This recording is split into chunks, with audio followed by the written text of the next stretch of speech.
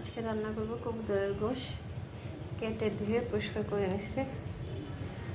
পেঁয়াজ কেটে নিচ্ছি এক বাটি, সাথে আলু দিব। আলু কেটে ধুয়ে নিচ্ছি, সাথে আছে দারচিনি, এলাচি, সব কিছু মিলে একসাথে রান্না করবো। এখন তেল গরম হয়ে গেছে, তেল দিয়ে দিচ্ছি, সাথে এক বাটি পেঁয়াজ দিয়ে দেবো, দারচিনি, এলাচি,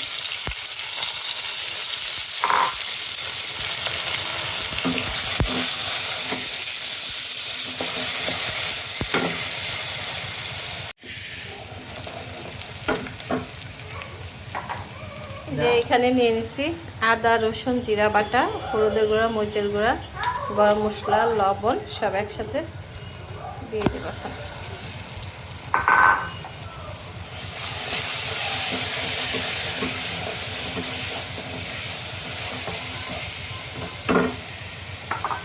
পানি দিয়ে দিব।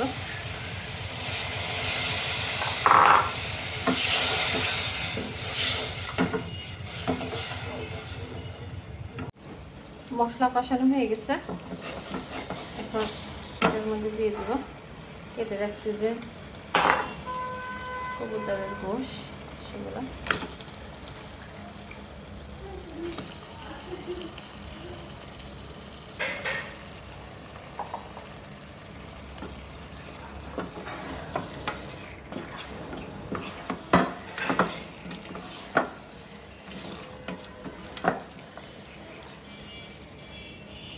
ভালো করে কষুক। এটার মধ্যে এখন আবার একটু পানি দিয়ে ভালো করে কষাই নেব।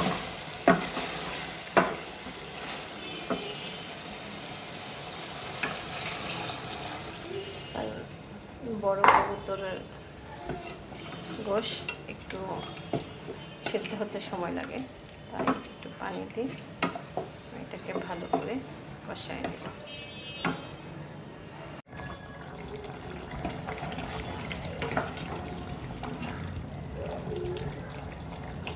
এটার মধ্যে এখন দিয়ে দেবো আলু।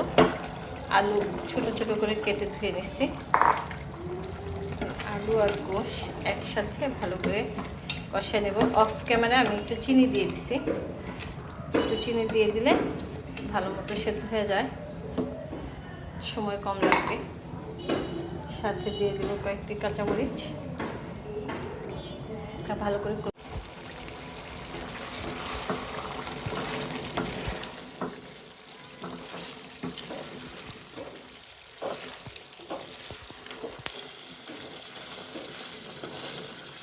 কষানো হয়ে গেছে। এখন এর মধ্যে পানি দিয়ে দেব।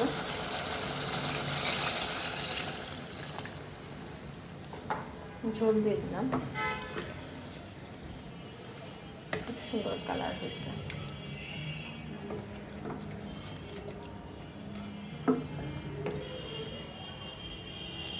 সাথে আছে কবুতরের গোশ, আলু দিয়ে রান্না করা হয়েছে।